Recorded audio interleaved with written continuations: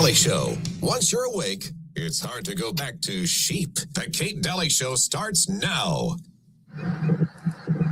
Sunrise on Pad 39B in Florida with the Artemis rocket and crew on countdown for this critical test flight and a journey into deep space. The four of us, we are ready to go. The team is ready to go, and the vehicle is ready to go. So to achieve this, NASA has built one of the largest, most powerful rockets ever. What will this mission actually look like in space? To explain that, we need to simulate the launch of the rocket stack. Government faked the moon landing was basically, it was technically impossible to do it. And they simply had to come up with some sort of alternative that they felt the public would believe. I believe, had they wanted to, that NASA could indeed have pulled off the greatest hoax of all time, never sent anyone to the moon, and recreated it in a television studio. Lunar module engine puts out 3,000 pounds of thrust, and the lunar surface is covered with dust that was described as fine powder. If that's true, why did the engine leave no mark on the surface? And shouldn't there be dust everywhere? Even the foot pads are clean and shiny. So either the landing module was sitting there, or it was gently lowered down by a crane. And you'd have to lower the thing gently. Look at it. It looks like tinfoil and curtain rods held together by duct tape. More evidence that a crane was used is when the astronauts separate from the module and return to orbit for pickup. Look at this. The module separates and the astronauts gently lift back to orbit. And look how slowly it moves. Where's the rocket plume from the engine? What's allowing this to fly all the way to orbit? If you watch the footage closely, it looks like the object is wobbling a little on cables or wires. By the way, who shot this footage? There was no camera remote control, but somehow the scene is framed perfectly. They're zooming in and out. The camera tracks the object up into the sky, but conveniently loses the object when it gets too high. But the camera does pan around the surface. Who's working the camera? Now, speaking of, if we could explain all these anomalies in the photos, there's a big reason why nobody can get to the moon. A reason why human beings can't leave Earth at all, at least not yet. The reason is real and scientifically proven as fact. Radiation.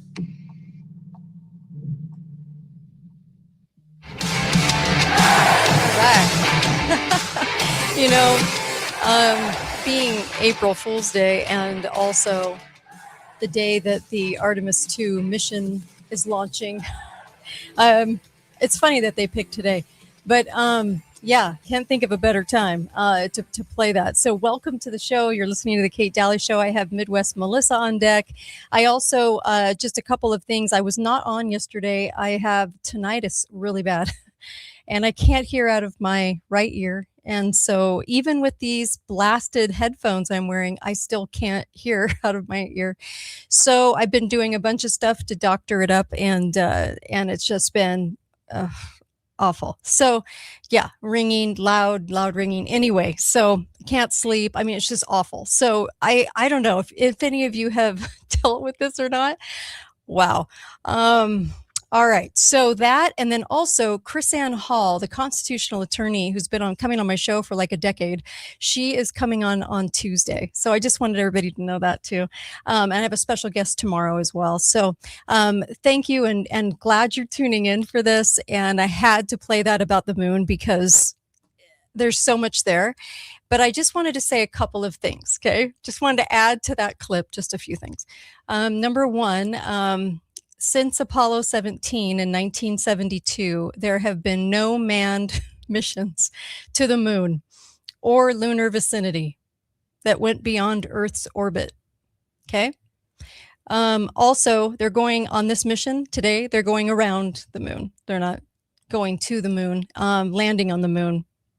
And every single, since I've been on the air, the last 15, 16 years, every time they plan it, something goes wrong and they can't go. So like right before or the day of, just saying. Also, the landing thankfully was on a Sunday in the late afternoon on July 20th, 1969. That way, max amount of people in the United States could see it because they weren't at work or asleep. That is such a huge coincidence. So I have to just give a nod to, man, you first time in space first time going to the moon, and you land it and stick it on a day and a time when everyone can see, which, wow. Yeah. And then I also wanted to say we went to over 238,000 miles round trip without an issue. Okay. And then I just wanted to say that we've never used that module again, ever, because no one knows the answer to that, because it got there successfully, but no one knows the answer to it. So, okay. And then most of the documentation, as far as the plans go, those types of things, not the audio between the space center and the astronauts, but basically all the plans. No, they don't. NASA actually admitted on their website, I saw it from my own two eyes, that they said that they don't have it. We have Dorothy's slippers from The Wizard of Oz. we don't have the single most amazing thing that's ever happened in human history, because it got lost and it's somewhere, was in some carts somewhere, not being watched. And then I asked ChatGPT today to say, why are we orbiting around the moon instead of landing on it? Here was their answer. Here's ChatGPT's answer, AI's answer. We're orbiting the moon right now because it's safer, cheaper, and part of a step-by-step plan, not because we can't land. Okay. Wyatt threw that statement in. I was just kind of laughing about that, because they said they had to prove life support systems, navigation, and communications. Thought we proved that in 1960s. Okay. Heat shields for reentry. I thought we nailed that already. Interesting. And long duration space flight safety. I thought we nailed that too. That's what they told us anyway. But they said orbit missions are like dress rehearsals. But we've been dress rehearsaling for a really long time. So, okay. Well, I just wanted to again say happy April Fool's Day, and that we are launching for the moon again. And we have 2 white guys check, a black guy check, and a woman check. So again, with the United Nations poster of everyone's welcome in space, as far as NASA goes, checking all the boxes, because that's how it is every time. But yeah, just wanted to leave you with that. Melissa, thoughts? Yeah, well, just before we went on the air, I asked you whether it was actually a launch or whether it was an April Fool's joke. I know. I'm like, everything I need to know. Yes. Last time they didn't go up, it was because they were worried about the food. They didn't know if there was food safety. And they didn't know, and this was on NASA's website, they didn't know if their suits were going to be warm enough. So, yeah. It's just very odd. I mean, the fact that they might have lost one aspect, like the paperwork for one aspect, but this seems like they don't have anything. They're starting over. But then again, who's around that was there then? Well, you've never seen more depressed astronauts after achieving the moon than you did our astronauts, because our astronauts looked downright sad and shocked sitting at that table and wouldn't hardly answer questions. But, there's just so many things to say about it. But I just wanted to reference it again, because I think, for a long time, I believed it. I didn't have any reason to question it. And then when you start really looking under the hood, you start realizing that it couldn't have been done back then. They didn't have the technology, and so much has surfaced since then. How did they get all the tools and the tires and everything for the moon car? I mean, it's kind of asinine at this point when you really, really look at it. But we believe. And can they pull off something big? Sure, because everyone involved thinks they're actually witnessing what they're telling us we're witnessing. So if you have that many people involved in a lie, but they don't know they're being lied to, and they actually maybe are in a sound studio, but maybe, the astronauts are, but they aren't. They are actually at the Space Center. Maybe they really do think it's happening. So I understand how they could get away with a ginormous lie. I don't think it's that hard. I really don't. I don't think it's harder than people think it is. Because if you get everybody on board believing, then your work. You know, you don't then convincing everybody else because they can say, I worked on it. You know, my own father actually worked on the capsule. So, you know, everybody that works on a piece of it thinks that, well, I worked on it, so therefore it proves that it went up and did what they said that it did. But that doesn't necessarily prove anything. It just means a whole lot of people are standing there ready to verify something because they were part of it, but they weren't in the capsule, right? And they don't know that they actually landed. But it gives enough, you know, plausibility to it that people go, oh, well, therefore. So I just had to bring this up today because it's today, and oh, we have so much more to talk about. I can't wait to get into Melissa's topic today, Midwest Melissa. So, Melissa, it's time. Where do you want to start? Yeah. Well, this is a story straight out of the Midwest, and I feel kind of close to this. I was born and raised, grew up in Ohio. So this is an Ohio story. And yet again, we're going to have to talk about Jeffrey Epstein again. Mm-hmm. But I want you to pay attention to the fact that we're not talking about there's a little bit of sex trafficking, but this is a whole other aspect of Jeffrey Epstein. Okay. We talked on another occasion about him being the banker for the BCCI bank that was funding global terrorism and all kinds of dark money from all over the world. Well, this is yet another aspect of Jeffrey Epstein that is not about sex trafficking and is still happening and unwinding right now. Okay. So let's start by talking about the richest man in all of Ohio right now. His name is Leslie Wexner. Mm-hmm. He is the founder of L Brands, which most of us would be more familiar with if I told you some of the L Brands that he's president of and CEO of. Mm-hmm. That would be Abercrombie and Fitch, right, as well as all of the limited stores. Right, sure. I've shopped in those. He's a very, very rich man, not necessarily because of L Brand, right? But let's roll the time capsule back, and we're going to start in about 1986. And Leslie Wexner, with he goes by the name of Les Wexner, which is hard for me to say, but anyway, he has a partner and a friend whose name is John or Jack. He goes by Jack Kessler. And Jack Kessler and Les Wexner got in a Land Rover one afternoon, and they were driving around. Wexner is from Ohio, has lived a longtime resident of Ohio. They're driving around in Ohio, and they drive through this little, it's a little tiny town, suburban Columbus, but not a suburb the way, I think it was a little farm town named New Albany.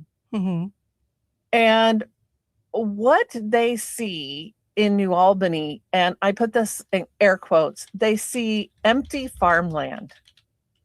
That's my first objection. Farmland is not empty. Farmland is where we grow food. Right. It's not empty. But he didn't see it covered with buildings and covered with the city, whatever. Okay. So Wexner and Kessler decided, well, Les Wexner decides that New Albany needs to be his home and headquarters.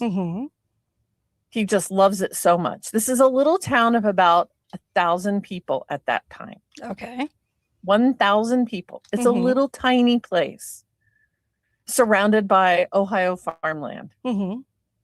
All right. So Jack Kessler and Les Wexner, they form in 1986 a thing called the New Albany Company. Okay. And this is like a spider web we're going to unroll here. They set up their offices in a building that's owned by Gerald Hines, who was he was the president of the Federal Reserve Bank of Dallas, but he owned a building in Columbus, Ohio. So that's where they set up their building.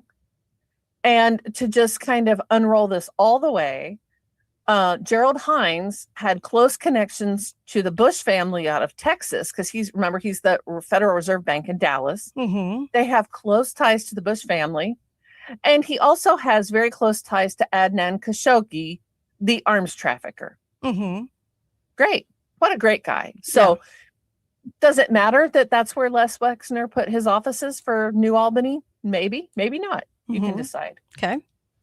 Okay, so what they began to do, New Albany Company started to buy up land around New Albany. And they were making locals offers that they couldn't refuse, right? They also created a thing, it's unique, and it has been the template.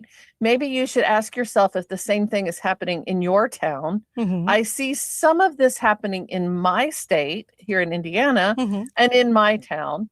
So the New Albany Company was a private company, but they developed the New Albany Company, headed by Les Wexner, created the master plan for New Albany growth.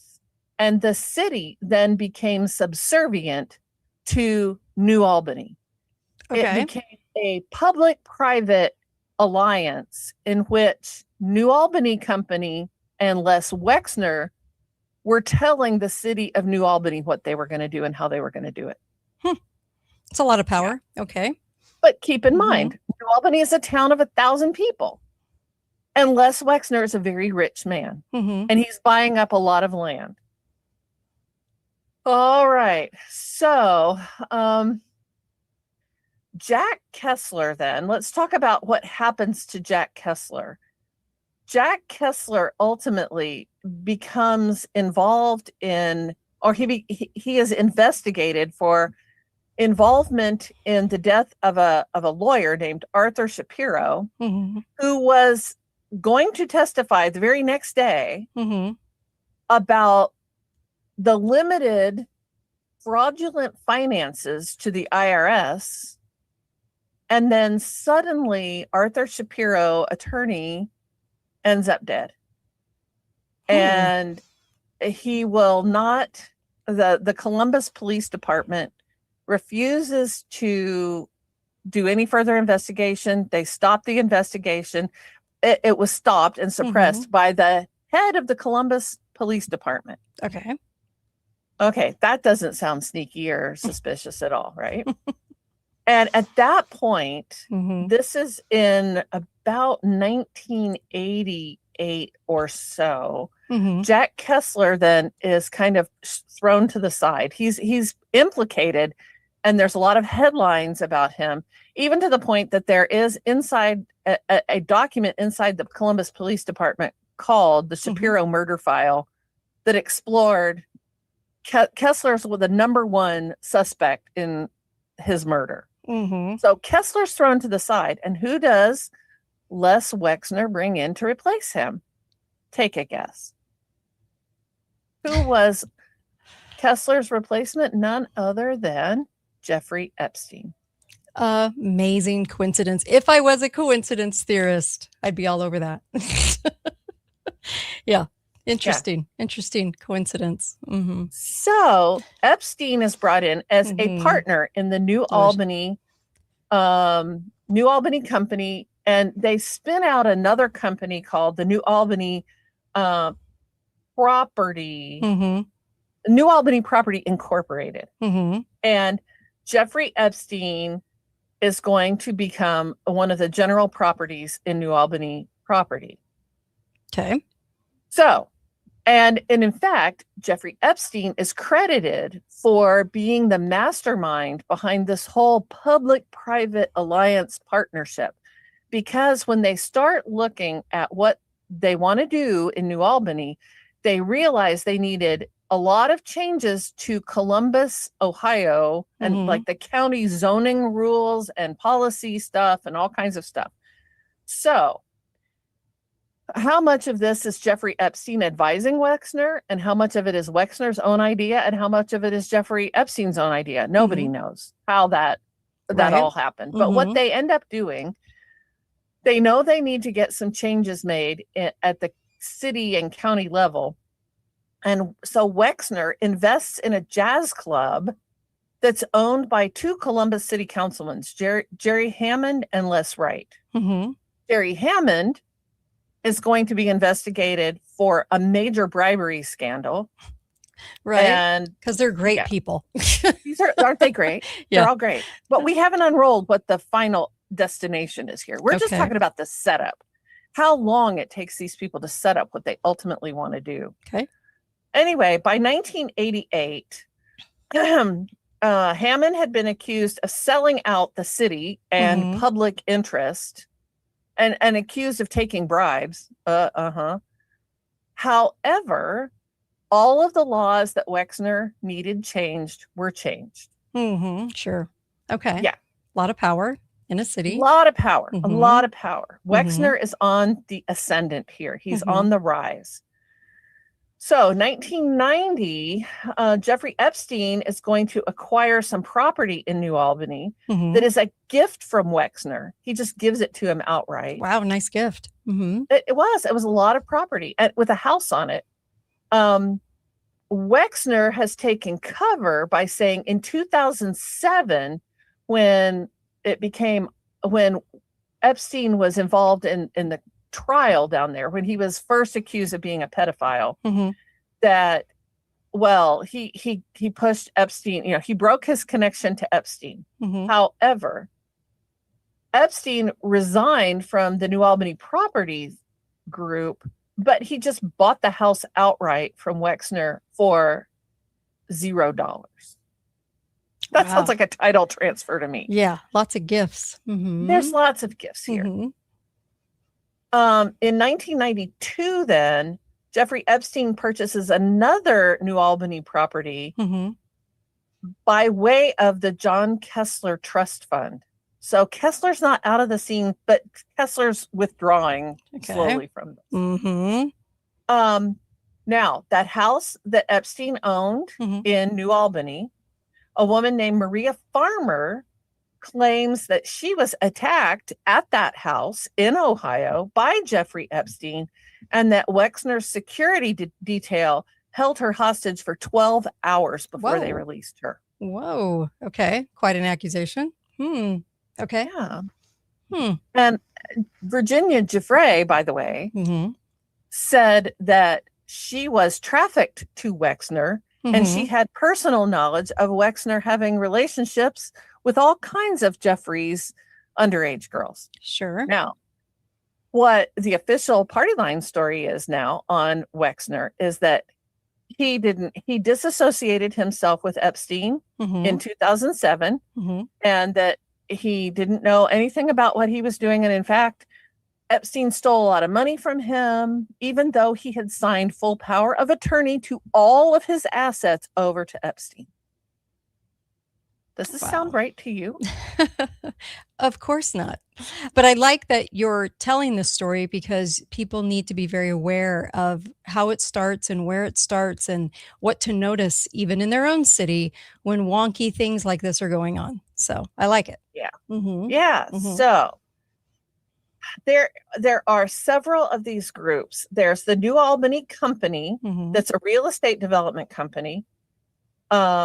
And Jeffrey Epstein was president of that between 1990 and 2008. Then there's also the New Albany Property Incorporated. That's the second iteration of the same company, the New Albany Company and the New Albany Property Company. It's an investment company, but it's really the same corporation. Okay. And then there's another group called Financial Trust Company that was Epstein's own firm. He located that initially in New Albany, Ohio, and had branch offices, if you will, in Manhattan and in the U.S. Virgin Islands. Okay. Eventually, Epstein will reincorporate that financial trust and pull out of Ohio and his corporation will only be in the U.S. Virgin Islands. And that would be Little St. James Island. That's where he moves to. Okay. Okay. Then Financial Trust eventually becomes known as Southern Trust. Okay. Name change, of course. Well, what this is like, did you ever go to a big city? Like my kids came back from Europe and they were, they have people, street vendors who, just figure out which cup is the ball under. And it's a sham. It's a shill. It's a total con, right? They knew it at the time, and they stood there and watched. And some of their classmates got sucked into that because they're just certain they know what's going on. But do you see the shell game here? Yep. Like you don't know what cup to look under because they keep moving and shifting. Sure. Okay, so if we go on, Southern Trust is also Southern Trust was used to cover Jeffrey Epstein's illicit activities in the Virgin Islands. But that's not all they were doing. That's all we ever hear about, right? Oh my gosh, he was just trafficking girls, underage girls. But Epstein was also very heavily involved through Southern Trust in AI for financial markets. And he had the goal to expand AI for healthcare. Interesting. And how far back is this? 2002. Interesting. Okay. How much were we hearing about AI back then? Not a lot. Not that much. Okay, so another guy, Gary Kearney, who was the CEO of New Albany Limited Partnerships, in 1999, Jeffrey Epstein appointed him to be his property manager at the New Mexico Ranch, where they're digging up looking for bodies hidden. Okay. Right? That place. And eventually Little St. James Island. He was the guy who was the property manager for Little St. James. Now, but I hope you heard what I said. Jerry Kearney works for Wexner, Les Wexner, and then he flips over and begins to work for Epstein. Those Wexner and Epstein are very closely tied together. And as this story unrolls, they're tied together over the development of an AI super hub in Ohio. Interesting. Okay. Yeah. Yeah, we're not hearing much about this yet, right? No, not at all. No. So in 2009, then, Kearney recruits another guy named Stephen Kaplinger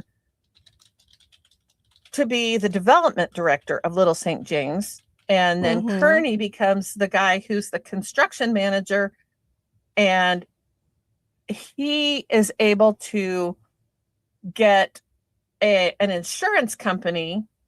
The insurance office of Central Ohio covers the insurance at Little St. James Island all the way up until 2019. Oh. So do you see how all these guys from Ohio, they're all playing on the same tennis court together? When Wexner he was just recently subpoenaed by Congress. Thomas Massey brought him in and said, "We want you to testify." And he said, I don't know anything. It's a big lie. It's a big lie. And in fact, if you want to Google something fun, go Google or do a YouTube search about Wexner's attorney threatens him in court. Okay. Because he's testifying about something and his attorney on a hot mic is caught saying, "You say more than 5 words in an answer and we're going to effing kill you." Wow. You can decide what that means. Wow. Okay. So let's now shift around here and start talking about the New Albany data centers. So New Albany becomes the premier location for data centers in the entire U.S., which is hard for me to kind of believe. But in 2014, Compass Data Centers spends $60 million constructing 5 data centers on 9.2 acres in the Wexner-owned New Albany Business Park. Okay. Wexner had already built the Abercrombie and Fitch data center there. And then so Abercrombie and Fitch had their data center. Then this company called Compass Data Centers comes in.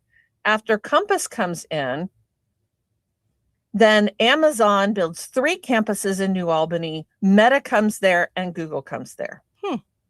And the last of all of the big players here to come in, not quite New Albany, but another tiny little town adjacent to New Albany, Intel announces that they're going to build the largest semiconductor factory in the world. And who are they buying their property from? Can you guess? Who Jeez. owns all the This property? little in the whole duos area? partnership. Yeah. Oh my gosh. Huh. Yeah. Interesting that So they all went there. before we leave Mhm. Compass, however, Compass opened operations in Canada in 2019, Mm-hmm. and a company named Azriel Group purchased 20% of Compass. Now, Azriel is the largest IPO on the Tel Aviv stock market. They are the largest real estate developer in Israel, but they are also partnered with the Bronfmans. Now, if you know who the Azriel. Bronfmans are, the Mm-hmm. Bronfmans are the Seagram's distillery fortune Okay. in Canada. Mm-hmm. And they have been mob tied since the days of what am I trying to think? Oh yeah, Since it goes the days of back through. bootlegging. Yes. Yes. I'm with you. Even came up with the McCains, but go ahead. Yeah, I mean, so So- many people. That was just one, but so many. So we have the Mhm. Bronfmans, who are Mhm. tied to Azriel, this Israeli company, Mhm. who's tied Azriel. to Compass, who is Mhm. now tied to Wexner in Ohio at his AI data center facility. So a Azriel's getting really- busy. Okay, keep going. Yeah, this hurts my head. so much. Yeah. I hope I'm telling it in a way that people can keep all these connections straight. Oh my I have a gosh. map. I Well, have a I'm map showing I'm your looking at. I'm showing your graphic on screen right now.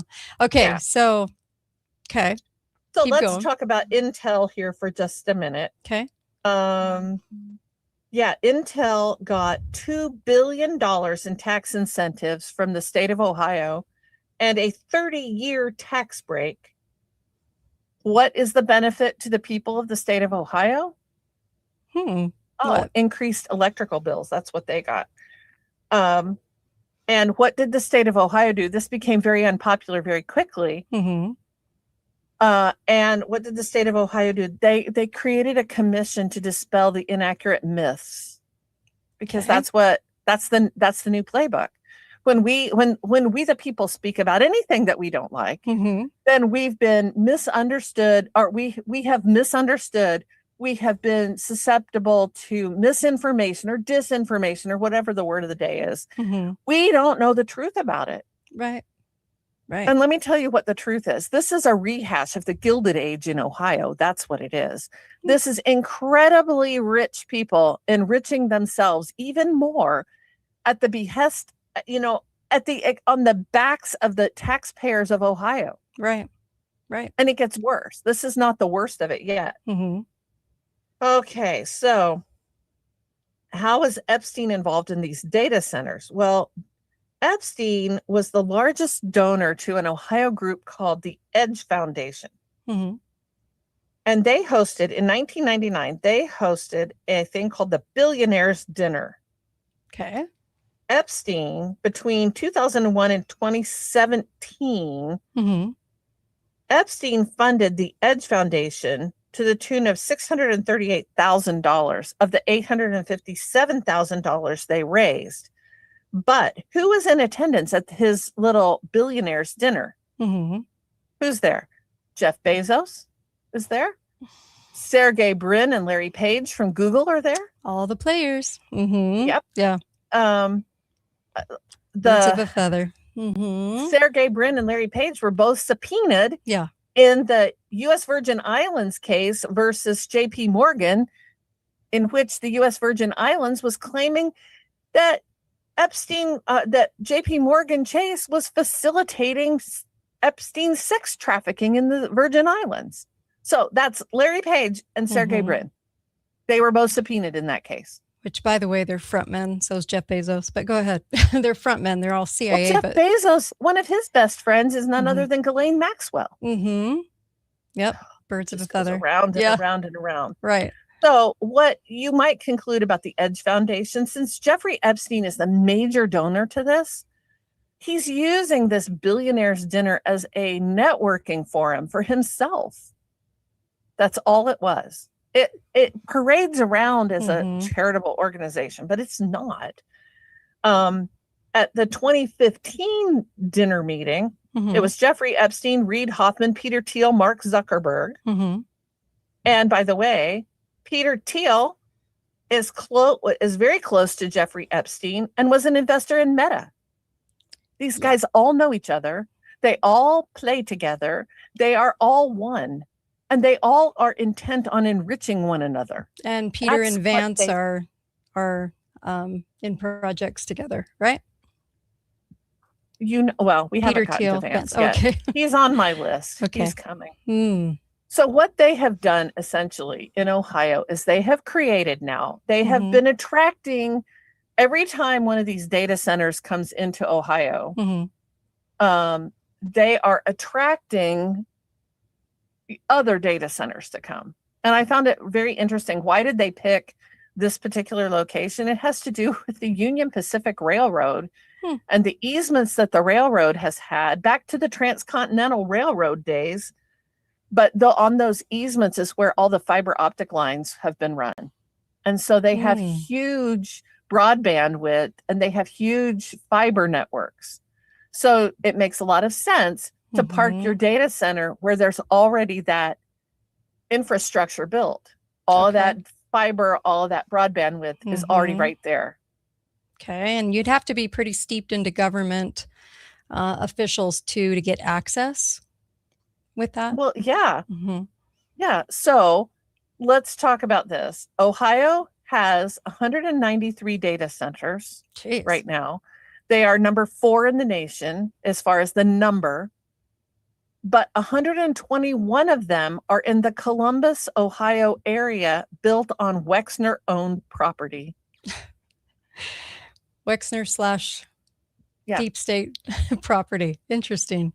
Well, Okay. let's not forget either. What else is located right there in Columbus, Ohio? And none other than the Ohio State University, which is the sponsor of Battelle Industries, which is an intel and military supplier group on the campus of Ohio State University.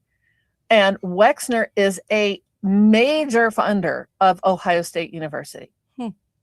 Well, you get in with the colleges, you get in with the government of that state and the city governments of that state, then you get a lot of power to do a lot of things. And you want to bring all those centers there, it's easier to do for sure. Just grease the palms of all those people. Yeah, it is. So what they've created is they've created a corporate welfare state that is funded by the taxpayers of Ohio. If you live in Ohio and you are a taxpayer, you are helping to enrich corporations that are going to ultimately be spying on you, and you're going to enrich all of their friends. So you're basically helping the deep state. Well, you don't have any what they choice. do. Yeah. Because, sheeple.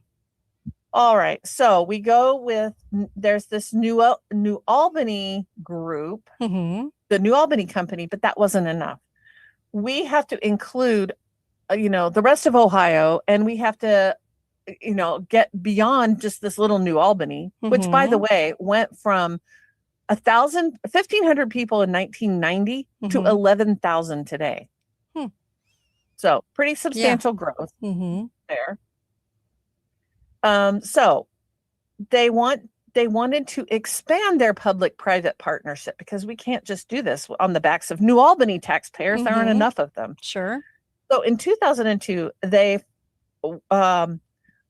formed the Columbus Partnership. It was Les Wexner teaming up with John Wolfe, who is the publisher of the Columbus Dispatch newspaper. And what the Columbus Partnership was a nonprofit board of CEOs. Okay. And they became the de facto regional development authority for 11 counties in Ohio, meaning they created, it was not the government or the government's economic development office, whatever. It was these CEOs are developing the economic development plan for these 11 counties. And they're just kind of telling the counties what they're going to do. Just to let you know, Les Wexner chaired the Columbus Partnership until 2021. John Wolfe chaired the Wexner Center Foundation until 2016. Amazing. So these two guys get together, they create a thing, and then they name each other to each other's corporation, or to their charitable organization. Amazing. So The Columbus Partnership ends up forming another group called Columbus 2020, which morphs again into a thing called One Columbus, which is funded by JP Morgan, Honda, AT&T, the Bank of America, L Brands, that would be Wexner, Amazon. And what they did was they created a local government economic roadmap that focused on economic growth that would benefit their corporate partners. So, Kate, I want you to create a plan that tells me how you will benefit by my giving you money. Right? Right. Oh my gosh. Amazing. And the end game of this, at least in part, part of the game is to invite foreign corporations to come to the U.S. And that sounds great, right? We want foreign investment, maybe. I don't know anymore. No, we don't. No, we don't. I like America to stay but American. These foreign governments are going to use all of their state benefits that they're getting. This is the economic welfare part of the show. They're going to use the things that the state of Ohio is giving them as inducements to come. And then they're going to buy Les Wexner's property and build their data center, build their whatever. Well, let me give you an example of how that little group worked. Okay. How did One Columbus, what are some of the things that they actually did?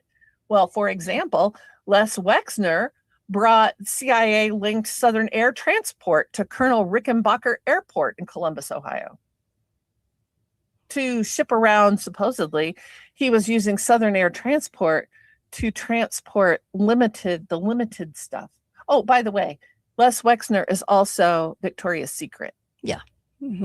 He's all of those. Yep. That's all L Brands. Right. Okay, and you're going to love this one. Another thing that they did was they created something called Smart Columbus. We all know that we love smart things, right? Columbus is a test city for smart cities. And yet again, it's a public-private partnership. So the Columbus Partnership and the city of Columbus got together and they said, hey, wouldn't it be great? One of our goals is to end privately owned cars in the city of Columbus and replace them with all electric transportation. Oh, they'd love to. Yeah. Oh, that's the goal. That's going right now. Yep.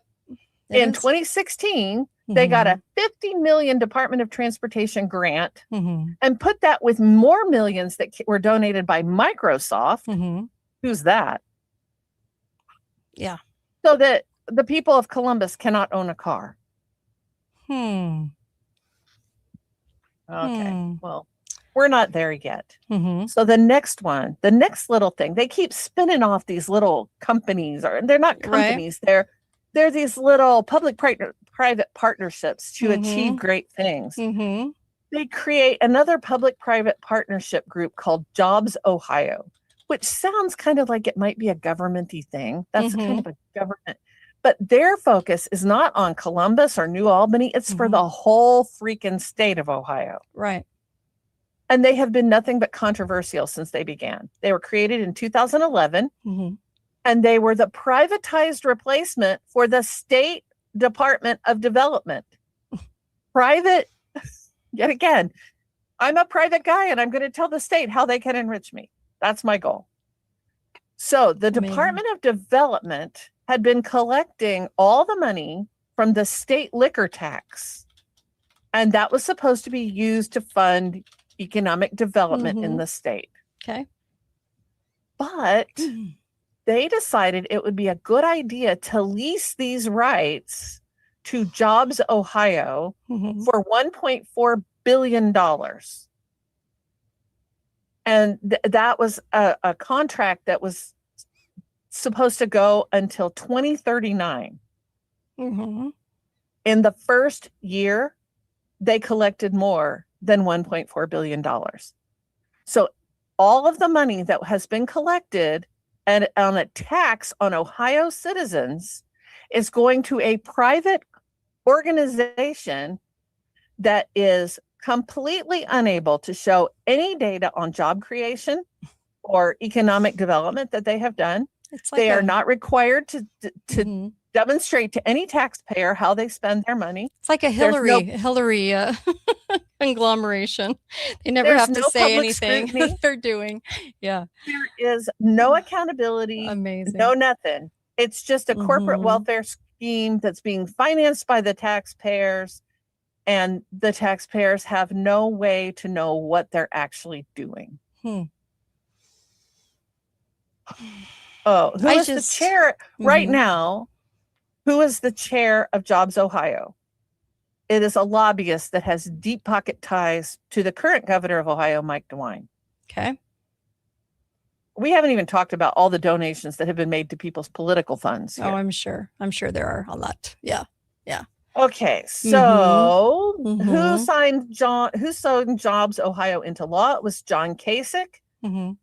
And Kasich, before he leaves office, brings in a guy, and I'm not sure how to say his last name. His name is Mark Kavame, maybe, who's a Mhm. venture capitalist who came from Sequoia Finance. Of course.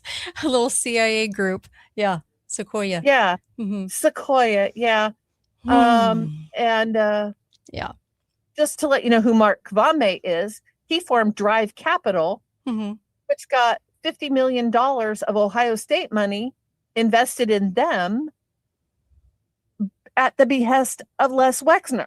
Said, oh, we think that would be a good thing for you to invest with them. Yeah.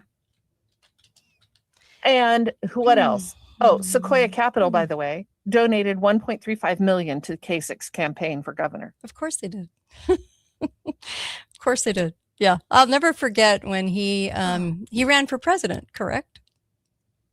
Who? John Kasich? Yeah. Absolutely. Yeah. Yes, he and did. when he ran for president, I remember my mayor at the time. We had this mayor, and he's just kind of a dip, but anyway, not super bright.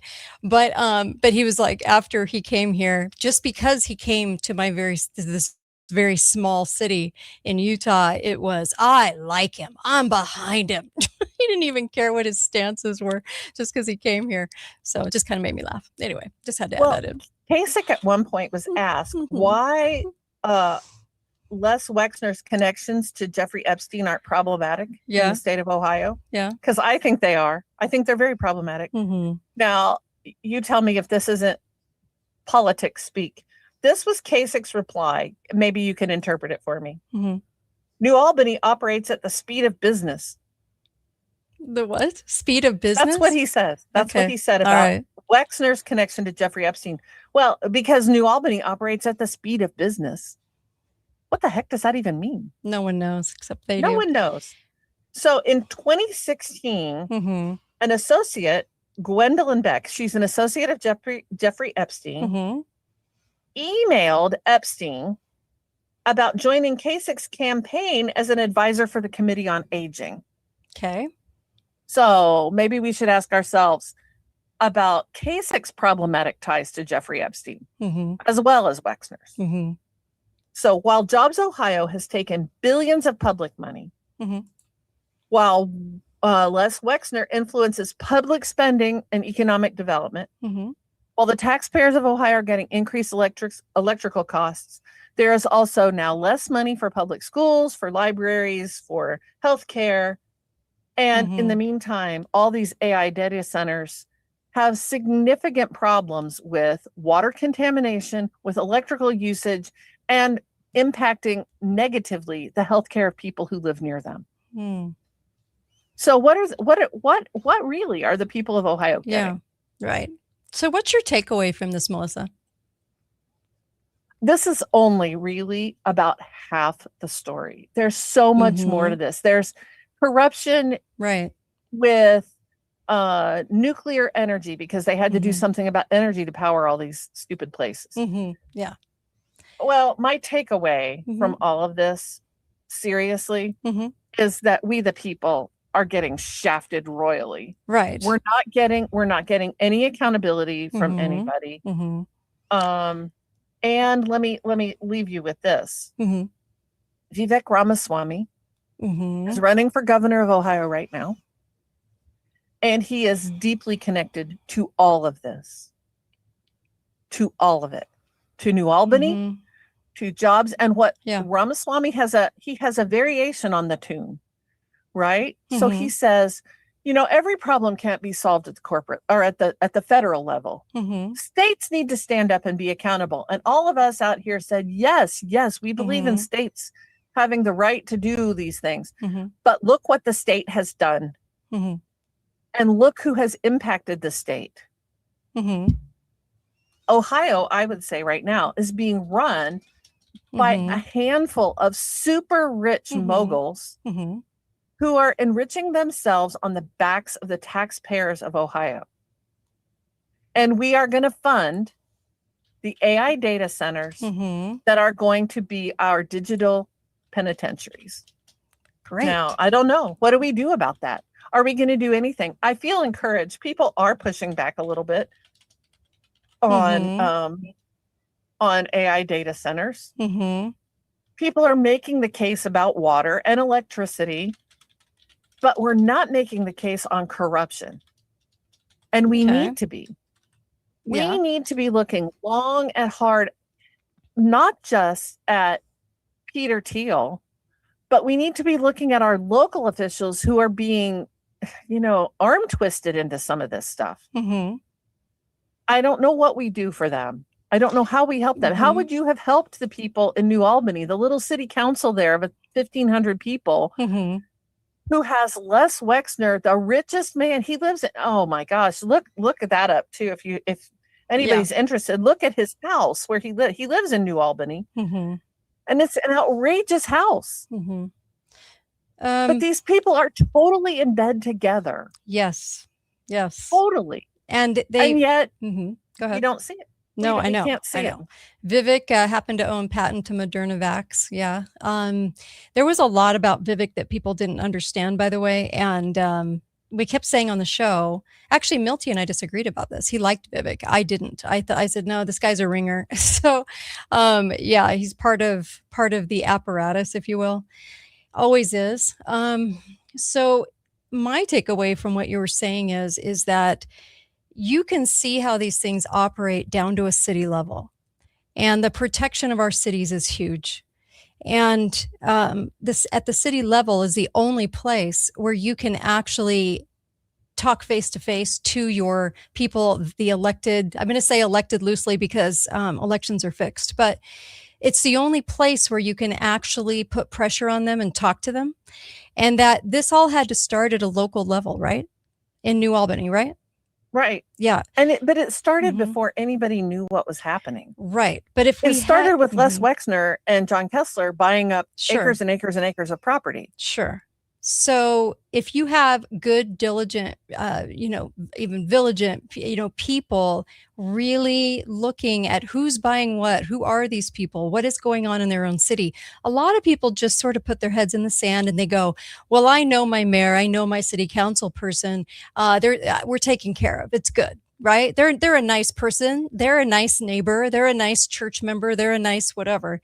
And then that might be true. Might be true. But are they actually? So it takes a very involved citizenship to really examine the people coming into their community and really changing their community, right? Well, I want you to revisit the very beginning thing that we talked about, the murder of Arthur Shapiro. And our people, our local people might be good and they might be well-intentioned. Maybe not, but everybody has a price and everybody has a pressure point. And when you are Les Wexner and you have at your fingertips millions and millions and millions of dollars to do with whatever you want, you can make anybody play, no matter how nice they are. Because what is the alternative? Here's Arthur Shapiro. He was an attorney. He was getting ready to testify the very next day when he turned up dead. Right. So was he trying to do the right thing? We'll never know. I presume if he was willing to come into court and testify, that there was some degree of, a conscience there. He knew that things were wrong. But, they didn't know in New Albany. And I'm not faulting their poor little city council that does not have at their disposal the tools that Les Wexner had at his. And the creation of these, if I hear one more glorifying speech about public-private partnership and how that is the way of the future, that is nothing but corporatism. Well, That means we're turning over the Mhm. government to people who Mhm. want to enrich themselves, just Yeah. like these guys did. It's just the way of the deep state. It's how they get things done. It truly is. And that's how they kind of infiltrate, is through that. And then they hype it up and make it look Well, good. let me ask you this. Can you vote these people out? Oh, that's a tough You one. cannot. Les Mhm. Wexner has set up this whole separate Mhm.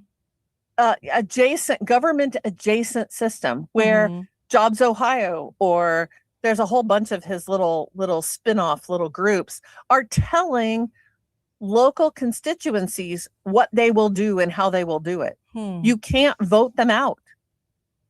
You can't get rid of them. They're not accountable to anyone. You didn't vote for them. You can't vote against them. Mhm. Oh, So well, there's what are some we going to do about them? exposing. I mean, really right now, the options, we don't have very many options. What's funny is if we start to expose this stuff, usually we catch the crap from people because the whistleblowers or the ones exposing it always catch the crap, but the people doing it don't. It's kind of odd. I've witnessed this many, many, many times in the last 16 years. But I think understanding how these are getting formed, doing a little bit more in-depth analysis on who's in your community, what pops up in your community, what's wrong, those little gut feelings that say something's odd. I remember in 2020 in my own community, all of a sudden the housing, the government, I'm not going to call it affordable because it's not affordable. It's through our tax dollars. It's government housing cropped up like crazy in the time we had shortages, apparently. I got to say that in air quotes because it wasn't true. But they all cropped up and people were like, wait a minute, how fast did that happen? How did that happen? They didn't even, it was like they were numb because it had already happened. But the exposing has to happen. Some of the only options are writing an op-ed piece or creating kind of an underground sort of like page or something like that to get to people, because it's not going to happen in your local AP news. But we don't have a ton of options, and I feel like that's sad because we did not check into this stuff. Like we're just not wired to. We're wired to just count on who's in office to deal with it, and we're not, as people, doing our job. So that's the point I'm trying to make. Yeah. Is right now, what the story that I just told you was not about, it's only partially about people in office. It's also about people who are not in office getting control of the reins of government. And I don't know that they care about government per se. They all they care about is where are the pressure points for them to do what they want to do. Yes. That's what they care about. So Les Wexner, I don't think he cares about the health or the economic development of anybody. By the way, they've sold Jobs Ohio is like, oh, we're creating jobs. How many jobs does an AI data center create? Yeah. After it's built, it creates about 30 jobs. And it takes up the amount of land it takes up is about the size of a stadium. That's what they tell us. And it sucks up water and energy. And I just saw a thing today. Someone over in Ohio had just posted on Facebook what their backyard looks like at 9 p.m. at night. She says, we have no more stars in our sky because their entire sky is illuminated by the data center. Well, we're going to have to go back to a very vigilant people who understand what's going on around them and understand that they're the answer. It's very difficult to get that through people's heads. Like they have a really hard time with that. Well, I do feel encouraged. We've seen a few little stories, if they're true, of farmers who've said, I will not sell to you for a data center. Not even if you offer me $50 million, I will not sell to you. Excellent. That's how it stopped. Force them. They can't force you to sell. I don't believe, unless they go in with eminent domain. Right. But you can still fight it. In New Albany, that happened before they even knew what it was for. And I feel for those people because you don't always know who you're selling to. Right. They didn't know. We've talked about that. I am from the Midwest and I have a great heart for this place. And I just see the end of some of the greatest agriculture, some of the greatest people in the world because we've been frauded and it's a corrupted system. The people here are still good people, but not all of them. Les Wexner is not a good man. Nor are any of his cronies that are doing this stuff. They're not the guys with their hands, on the John Deere tractor running, corn at midnight. These guys are there for their own enrichment. There's a lot of Epsteins. There's a lot. And do you notice of that whole story? And Epstein is one of the principal architects of this whole system. We didn't talk very much about sex trafficking. Epstein was up to a whole lot more nefarious things. We've gotten stuck on this. Right. Why we did this is it show. that- We talked about that like a month ago. Yeah. We did. Yeah. Why is it that Trump doesn't want anybody to talk about Epstein? Is it because the amount of money? By the way, Les Wexner is one of the big funders to the GOP in Ohio. Big. He's a funder of Vivek Ramaswamy. He has been a funder of, now he also funds Democrats as well, because, got to fund both sides. But is it because how much money is rolling towards the GOP? Yeah. So, we have to quit thinking like tribal people. Yeah. The parties. We have to quit thinking that party A is different than party B. I asked a question on Facebook today, and it was, this whole voting of the lesser evils, vote for the lesser evil, they tell us, right? And so, all these things that these city elected officials are doing, state elected officials, whatever, go all the way up the chain. And the lesser of two evils. And I'm sorry, but if you look back, what has that ever gotten us? It really hasn't gotten us anything. We've just lost liberty over and over and over again. So if we don't, turn that boat around and start voting conscience, like, vote for somebody that might not even get in. I don't know, like Constitution Party, whatever the case may be. Unless we start doing that, we can't turn it around for our kids and our grandkids, because I hate to say we just keep going. Bernie Sanders and Ocasio-Cortez just have spoken up about limiting data centers. And for as much as I think those two are absolutely crazy. No, they're insane. They're right on this one. Yeah. They are. Yeah. Actors. But if you'll notice, Trump is all in on all the data centers. I know. He's bringing Peter Thiel and who is Larry Page, I think, and Elon Musk, all of those guys, all the technocrats are all in on this. We have better not be those people. But here's the deal, though. Even though those hardcore lunatic leftists are saying that, all that is lip service. They're not actually going to get that. So that's why the two sides can seem and appear to be on your side, but the sides are built to just, kind of keep us at this warring level instead of really understanding what's going on, because both parties enact all of this junk. Well, why will they never be successful? Because there is no vote to stop it. Yeah. That's what I'm trying to say. There is no way I can't not vote for Les Wexner. I can't vote for him. I can't vote not for him because he's not elected. Right. So how do we disengage from a system that is completely beyond our ability? I think that's why the people want to vote for the lesser of two evils, because there is some feeling that we've had some control. Right. If I really look at Les Wexner and the pyramid, the empire that he's built in Ohio, I feel completely out of control of that. There's no vote that can undo him. But that's all it does, though, is give us a good feeling. See, everyone's after the good feeling. It's like if I expose a politician and I'm being informative, I'm saying, look, this is what this person did. And people come back at me and they say, you're just complaining. If you're going to complain, you have to offer a solution. So what that's saying is that I don't want to hear any information that's very informative unless you have another hero for me to back, which basically tells us that we are that dumb that we have to be led by the nose. We always have to have a hero, and we have to be led. We can't do any critical thinking on our own or really assess the situation. We can only take in information. So I could put up the same post about a politician, describing that politician and how awful they are and how they abuse their power.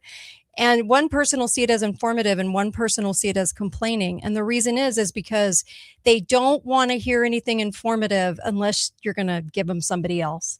The problem is that we don't have somebody else. So well, the real problem is not that we don't have somebody else. Mm-hmm. It's that the politician is not necessarily the problem. Mm. Well, only in the way that they'll do the bidding of the party. And that's why they're chosen for the election. Put into place. Hey, so you're still stuck on the political part of this. No, and I know. I'm saying really, I'm pleading with you to hear Les Wexner's not a politician. I get that. He plays the politicians like a harp. Yeah. But I get that though. What I'm trying to say is that we rely and think that these politicians are going to go to bat for us. Every single time an election crops up, we think they're going to do what they say. We think they're going to help us. We think they're going to get our liberty back. So I've said on the show a gazillion times, I'm right there with you, Midwest Melissa, because I'm like, take your hope out of government. It ain't happening. Get your hope in people, because more people that are more aware, it's much harder to play the game that Epstein and Wexner played if more people are aware. It's harder for politicians to get away with the abuse of power if more citizens are aware, right? Well, it's probably too late. It's probably too late for New Albany. Probably. But it doesn't need to be too late for my town. And it doesn't need to be too late for somebody else's town. It doesn't even need to be too late for other parts of Ohio who say, not here, not us, no way, go away, leave us alone. Right. So that's, let this be an informative thing. Look in your own town, whether you live, wherever you live. If they're building buildings that you don't like, I know that there's an AI data center coming to my town, and it's not the first one. Yeah. And there's a few people who are trying to get something done about it, but it's hard. And, you know, God bless us, everyone, because we're beset. We're beset with, you know, well, what do I pick? Do I pick healthcare, which is a mess? Do I pick education, which is a mess? Do I pick agricultural lands, which are a mess? Do I pick AI, that coming digital infrastructure, which is a mess? What do I pick to fight? It's hard to know. Right.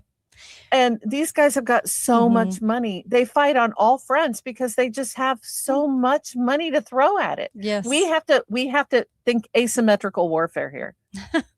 Yeah, that's true. We really do. That's true. And a more awake populace, you know, we're not under the same. I love the whole King's March because it's so ridiculous. It's so asinine on every level. People that just don't understand the country at all. But we're not under the same level of stomped foot on the face that the founders were, right? When they left the situation to be able to then give us this constitution in this country. So where we own our government. So we actually have a leg up on that. Whether we realize it or not, we do have a leg up on that. It was much harder to do what they did than it would be for us to turn the tide. The only thing stopping us is us. Because we're tired. I mean, I get it. I'm tired too. I get it too. We're tired, you know. But that's the only thing stopping us is us, because of our level of brainwashing, because of the things that our laziness. You know, we just want a hero and we just don't want to have to do any work or critical thinking. So it's our own laziness. I feel encouraged. I feel encouraged. I think young people are waking up to some of this. I know I get lectured periodically by a younger person in my own household.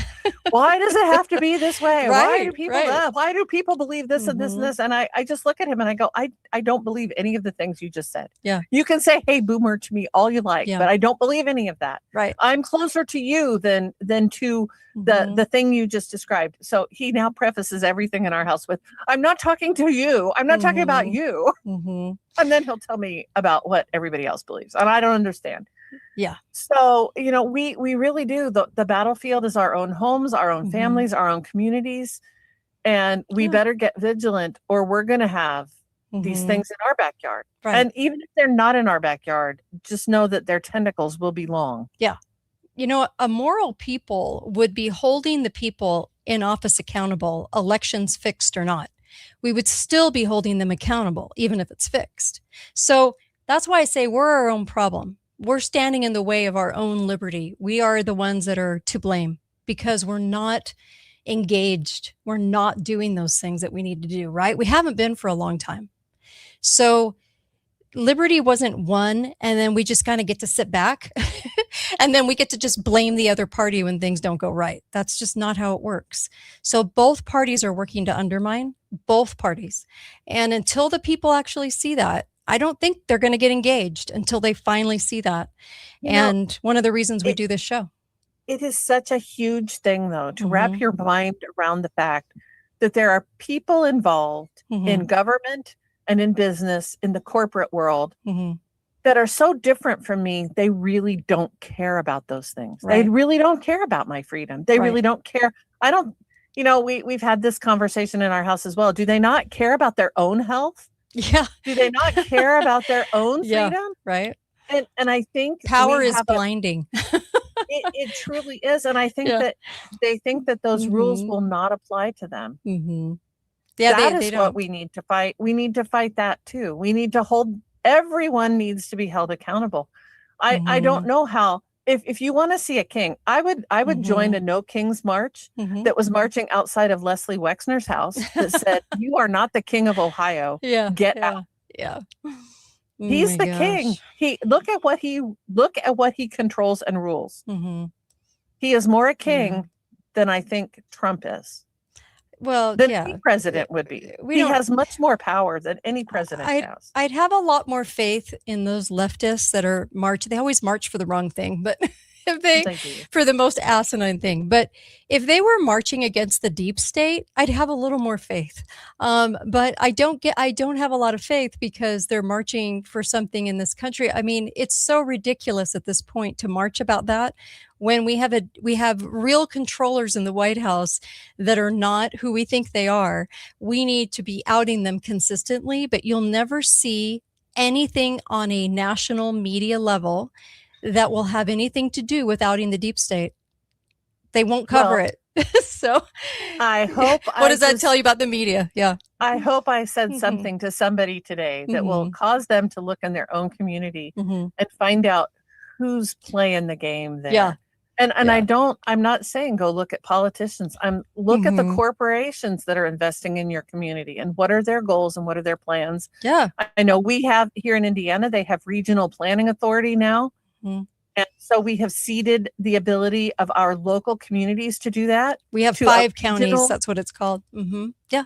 To regional groups. And when you do that, then look for who's waiting in the wings to take that on, just like they did in Ohio. The template has now been laid. We gave you the template today. This is how they operate. Go look for them. You'll find them in your own community. I am certain. The Constitution's still in play. The deep state is still afraid of the masses waking up. That's good news. That's good news. I'll take it. I'll take it. You got to have some good news. You know, it's like Real ID. Real ID, actually, they told us it went into effect this last May. It actually doesn't go into effect until 2027. We can still work within communities and states to prevent government funded Real ID. They did a thing. Go ahead. One of the Wexner things in Ohio was about creating an Ohio ID, Real ID, that citizens had to apply for, or they could not have any access to state services. Yeah, and they did tie it to that for sure without the federals doing it to them. They're also going to tie it to internet use. I think. I definitely think that's on the table.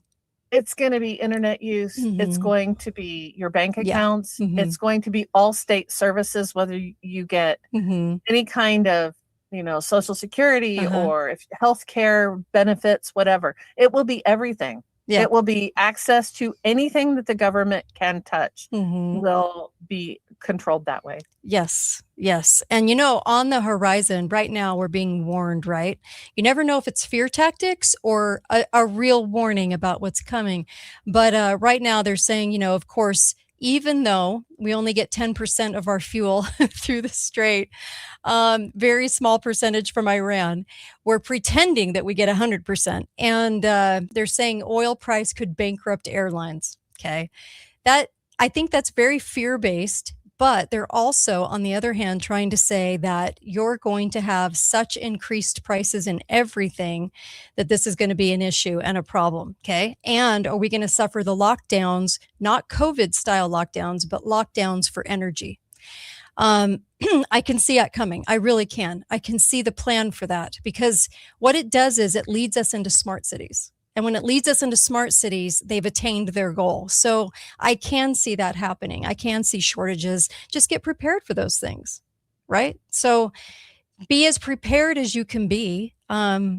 But know that at the core of what they're trying to sell you is a blatant lie, because this thing with Iran, maybe that's one of the reasons they chose right now to do this to Iran after all of these years, is because it's going to lead us into a fake reason for gas prices, a fake reason for upped food, for food shortages, but also upped prices. Just like they keep warning that meat's going to be way more expensive now. So they're going to blame it on Iran, but it actually won't be the reason. Well, don't forget as well to take good care of your mental health through this whole process. Valium. You laugh, but I mean it seriously. I have actually been investing in hobbies that I can do that are not controversial to the government. Yeah. Because I want to have something to do when I'm on the energy lockdown. I want to have, I want to maintain my sanity in the midst of insanity. And it's coming, whether it's an energy lockdown or not, whatever it is. Yeah. The government has, we already think of the things that we already know about them. They're really good at fear mongering. They're really good at convincing a whole lot of us to do really stupid things. Yeah. And so we have to learn how to be bolder and more courageous, and we need to know how to stand up and be more vocal, but not in a bad way. I'm not advocating burning anybody's house down. I mean, we have to start standing up. Maybe the guy that's tempted to sell out his farm to the AI data center, maybe we need to get a group of people together to buy him out. Yeah.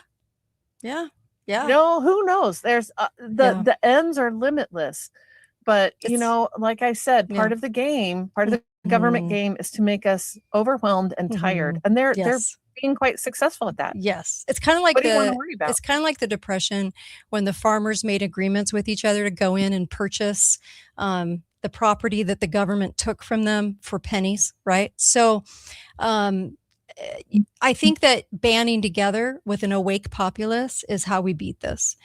And I think the pointing out the laziness and the brainwashing helps a little bit, because people are so brainwashed. We have a difficult time getting through to people. It's very, very hard. The brainwashing is real, my friends. It is real, and it goes deep. So it's not easy, but we still have doable things that we can do. Constitution's still in play. Last time I checked, it's not gone yet.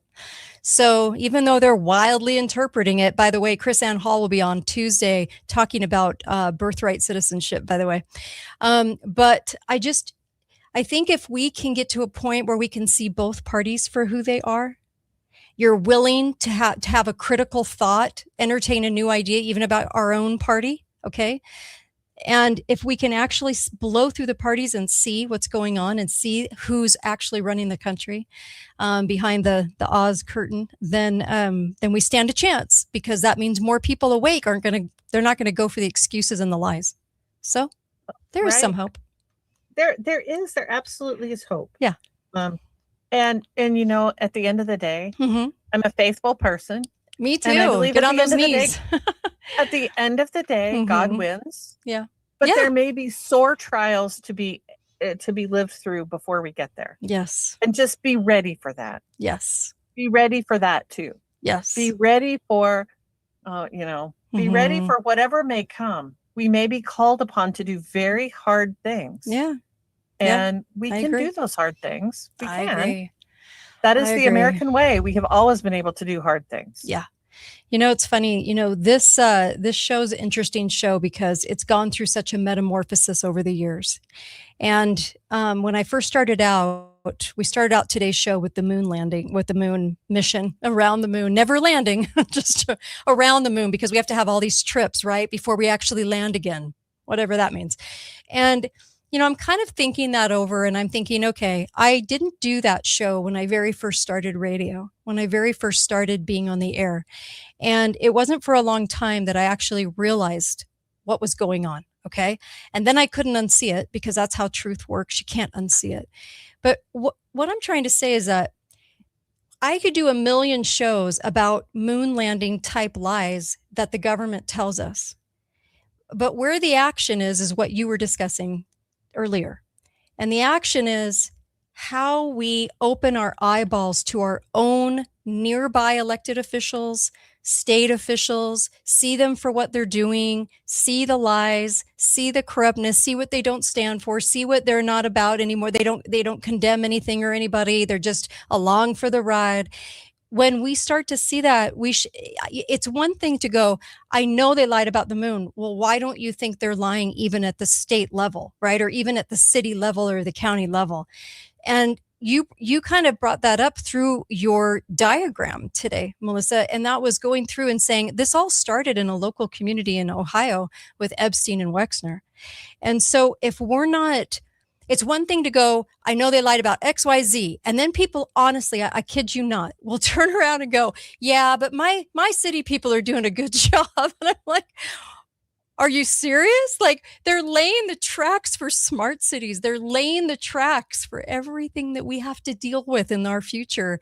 And now high taxation and doing all these things to us. Why are we not seeing that too? We have to see all of it, not just part of it, not the easy stuff, I think it's so interesting that Epstein is the thread. Yeah. If you pull on it hard enough, a whole lot of things unravel. They're all tied together, is what you're saying. They There's are so all many tied people together. all tied And together. it's not, I mean, if you stop at the salacious stuff, if you just say, oh, well, Epstein is all about sex trafficking and I don't have, no, you got to go deeper than that. It's much you've deeper. missed a good chunk of what Epstein really was. Yeah. We have talked about Epstein and arms trafficking. Yeah. We've talked with him about money laundering. Now we're talking about him in AI data centers. Right. He is one of the people at the nexus of so much that has gone wrong in our country. Well, we're not gliding over sex much. trafficking either. It's horrendous. It's happening. It's going all over it's happening all over the place. So it is important. It's just not the whole enchilada, is what you're saying. Well, I think people get blindsided by the salacious nature of the sex trafficking. Yes. And that's not the entire story. You're Don't stop there. Because if that's all you care about, then that's all the government will care about. Right. And they've been able to shut that up pretty good. But I'm as much concerned about the corruption of everything happening in Ohio right now. This is big time corruption. Big corruption and fraud and murder and all kinds of other things. Yeah.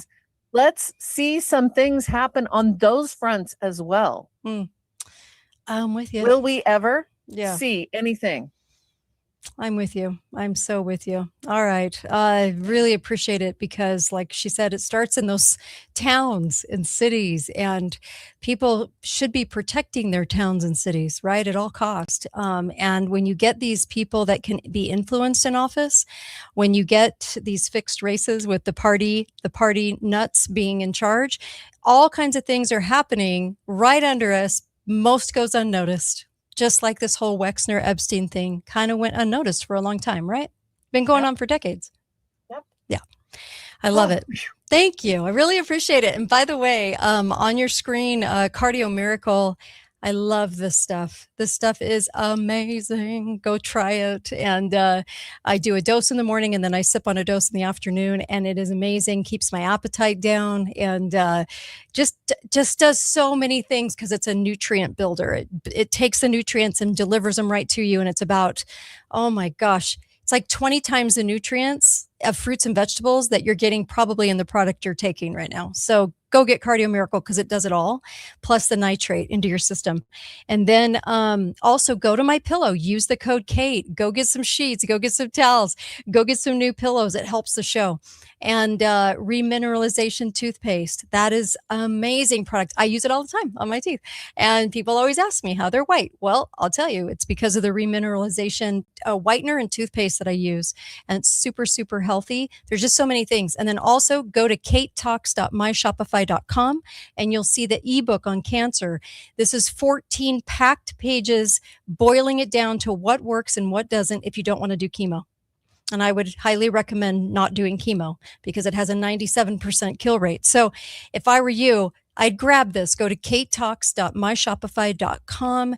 It's on the ticker down below our faces. And this is an amazing ebook. It's going to get sent to your email. It is amazing. Save it on your computer.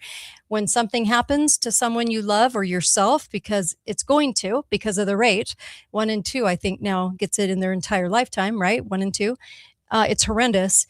These are the things that work as opposed to you don't have time to figure out what doesn't work, right? There's not a lot of time there. And so this is to save you time, money, and get right to the stuff that actually works because everyone will be coming at you with a product to try. So really appreciate you guys. Thank you. Be faithful, be fearless. I'll be back tomorrow. I've got a special guest tomorrow. Thanks, Midwest Melissa. Thank you, Kate. You bet. Really appreciated today's show. Man, there's so much to understand and learn. Look at all those connections she made. That was amazing. And thank you for tuning in. Of course, you can go to katedalleyradio.com. You can listen to the audio there on your phone. SoundCloud has the shows, YouTube, X, Rumble, everywhere, Facebook, even the Kate Daly Show page. Like and subscribe. Thank you so much. And of course, well, I just appreciate the heck out of you guys. What can I say? Thank you for supporting me, supporting the show, and keeping me out there. Thank you. Be faithful, be fearless.